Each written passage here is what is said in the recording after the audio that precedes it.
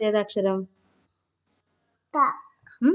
ത ഏതാക്ഷരം? ത ത. ഇതെന്താ വായിക്കുക? തറവ ത. ത ഉം. അതായത് അടുത്ത അക്ഷരം ഏതാ? റ.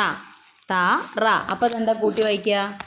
തറവ ഏ തറവ ഇവിടെ വാ ഇല്ലല്ലോ. റ ആ അപ്പൊ എന്താ വായിക്കുക? തറവ ത.